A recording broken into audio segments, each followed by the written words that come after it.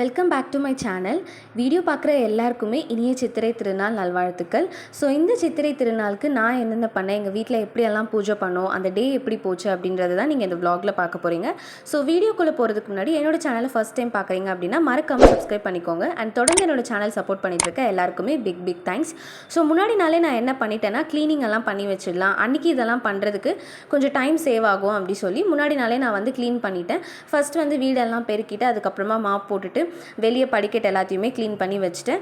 முடிச்சுட்டு அதுக்கப்புறமா நானும் அம்மாவும் வந்து காஃபி போட்டு குடித்தோம். அம்மா வந்து அன்றைக்கி துடைக்க வேண்டாம் அப்படின்னு சொல்லியிருந்தாங்க. ஸோ அதனால் முன்னாடி எல்லா வேலையும் முடிச்சு வச்சுட்டேன். அண்ட் தங்கச்சி வந்ததுக்கப்புறமா அவளுக்கு ஒரு வேலையை அசைன் பண்ணி வச்சுருந்தேன். என்னென்னா பூஜை சாமானெல்லாம் விளக்கிட்டு ஃபோட்டோஸ் எல்லாம் வந்து நீட்டாக க்ளீன் பண்ணி வைக்க சொல்லியிருந்தேன். அவளும் வந்தோடனே ரெஸ்ட் எடுத்துகிட்டு கொஞ்ச நேரத்துக்கு கழிச்சு அதுக்கப்புறமா பூஜை சாமானெல்லாம் சூப்பராக விளக்கிட்டு ஃபோட்டோஸ் எல்லாம் வந்து தொடச்சி வச்சுட்டா. ஸோ அன்றைக்கி ஒரு 25% வேலை முடிஞ்சிடுச்சு. சித்திரை திருநாள் அதுவுமா காலையில் எழுந்திரிச்சு குளிச்சுட்டு பிரேக்ஃபாஸ்ட் தான் வந்து ஃபஸ்ட்டு முடித்தேன். என்னென்னா வந்து இட்லி குருமா குழம்பு தான் வச்சுருந்தாங்க. பட்டாணியெல்லாம் போட்டு சூப்பராக இருந்தது. சாப்பிட்டு முடிச்சுட்டு அதுக்கப்புறமா நானும் அம்மாவும் வந்து வேலையை ஸ்டார்ட் பண்ணிட்டோம். 2 பேருமே வேலையை பிரிச்சுக்கிட்டோம். அம்மா வந்து குக்கிங் டிபார்ட்மெண்ட் எடுத்துக்கிட்டாங்க, நான் வந்து பூஜை டிபார்ட்மெண்ட் எடுத்துக்கிட்டேன். எப்போவுமே எங்கள் வீட்டில் வந்து பூஜை பண்ணணும் எதாவதுனா அப்படின்னா நான் தான் அந்த பூஜை வேலையை பார்ப்பேன்.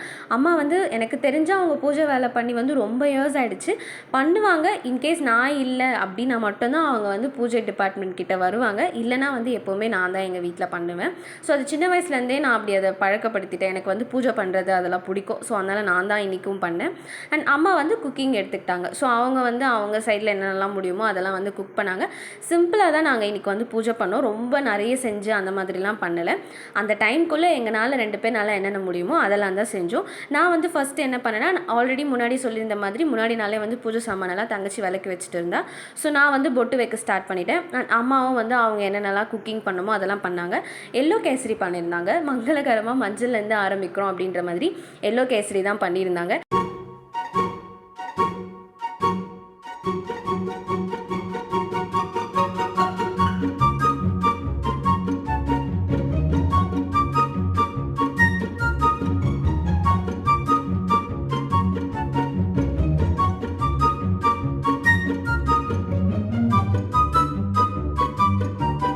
அண்ட் யாருக்கெல்லாம் வந்து இந்த உருளியில் வந்து பூ போடுறது ரொம்ப பிடிக்கும் அப்படின்னு சொல்லுங்கள். எனக்கு வந்து இந்த மாதிரி உருளியில் தண்ணி ஃபில் பண்ணி அதில் பூ போட்டு பார்க்குறது வந்து ரொம்ப சாட்டிஸ்ஃபையாக இருக்கும். ஒரு மாதிரி பீஸாக இருக்கும். நம்ம வேலையிலேருந்து வீட்டுக்கு வரும்போதோ இல்லை வீட்டிலேருந்து திருப்பி வெளியில் போகும்போதோ அதை பார்க்கும் போது ஒரு மாதிரி பீஸ் கிடைக்கும். நீங்கள் அதை பண்ணியிருக்கீங்களா அப்படின்றத கீழே கமெண்ட்ஸில் சொல்லுங்கள். எனக்கு இந்த வேலை பண்ணுறது ரொம்பவே பிடிக்கும். அண்ட் இன்றைக்கி வந்து ரோஸ் என்கிட்ட இல்லாமல் போயிடுச்சு. ஸோ அதனால் சாமந்தியை மட்டும் வச்சு கவர் பண்ணிட்டேன். அண்ட் அதுக்கப்புறமா வந்து அம்மா வந்து ஆல்மோஸ்ட் அவங்க குக்கிங் வேலை எல்லாமே முடிச்சிட்டாங்க.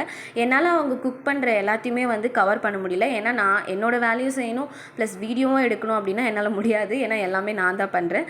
ஸோ அதனால் அப்பப்போ என்ன கவர் பண்ண முடியுமோ அதை மட்டும் கவர் பண்ணேன். ஸோ நான் சொன்ன மாதிரி அம்மா ஆல்மோஸ்ட் எல்லாமே முடிச்சிட்டாங்க. அண்ட் அதுக்கப்புறமா வாசலில் வந்து இந்த மாயிலை வைக்கிறது, பொட்டு வைக்கிறது அந்த வேலையெல்லாம் வந்து நான் பண்ணிகிட்டு இருந்தேன்.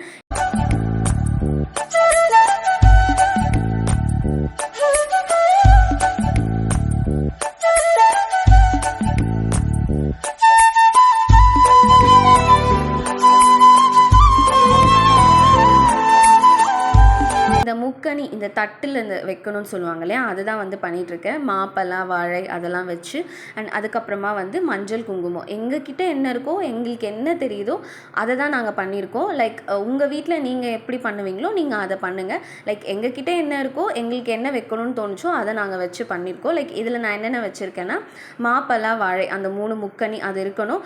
நீங்கள் வேறு ஏதாவது பழங்கள் வைக்கிறதுனாலும் வைக்கலாம். நாங்கள் முக்கணி மட்டும் வச்சு விட்டுட்டோம். அண்ட் அதுக்கப்புறமா மஞ்சள் குங்குமம், அப்புறம் கல்லுப்பு, அதுக்கப்புறமா வந்து காயின்ஸு, அதுக்கப்புறம் இந்த காசு நோட்டு, அதுக்கப்புறமா வந்து உங்ககிட்ட தங்கம் வெள்ளி வைரம் இது எது இருக்குனாலும் வச்சுக்கோங்க. நானும் அது எல்லாமே அந்த தட்டில் வச்சுருக்கேன். உங்ககிட்ட எதுவுமே இல்லைனா கூட பிரச்சனை இல்லை. நீங்கள் மனசார சாமியை மட்டும் கும்பிடுங்க, நல்லதே நடக்கும்.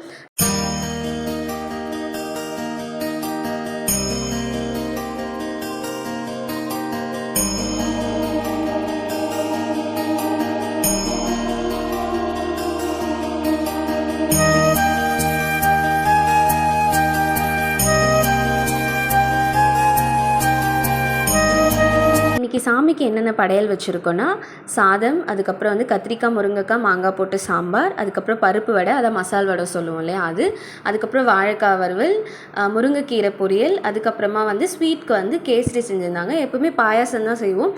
அம்மா இந்த இயர் வந்து கேசரி செய்யலாம் அப்படி சொல்லிட்டு எல்லோ கேசரி செஞ்சுருந்தாங்க. சிம்பிளாக எங்களால் என்ன முடியுமோ அதை செஞ்சு ரொம்ப நிறைவாக சாமி கும்பிட்டோம்.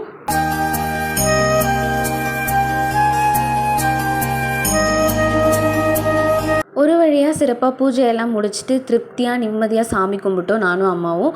ஹோப் இந்த இயர் இந்த டேலேருந்து அடுத்த இயர் இந்த டே வர வரைக்கும் எல்லாமே நல்லதாகவே நடக்கும். அடிக்கிற வெயிலுக்கு டேயில் எங்கேயுமே கோவிலுக்கு போக முடியாது போல். ஒன்று காலையிலே போயிடுங்க, அப்படி இல்லைனா ஈவினிங் போங்க. ஸோ நாங்கள் காலையில் போயிருக்க வேண்டியது, பட் காலையில் போக முடியல. ஸோ அதனால் ஈவினிங் தான் கோவிலுக்கு போகலாம் அப்படின்னு ஒரு பிளானில் இருக்கும்.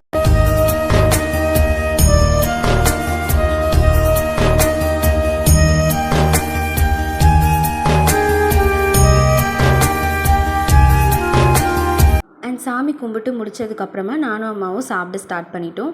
நீங்கள் உங்கள் வீட்டில் இந்த சித்திரை திருநாள் வந்து எப்படி செலிப்ரேட் பண்ணீங்க அப்படின்றத கீழே கமெண்ட்ஸில் சொல்லுங்கள். இதே மாதிரி உங்களை இன்னொரு இன்ட்ரெஸ்டிங்கான வீடியோவில் சந்திக்கிறேன். அது வரைக்கும் பாய்.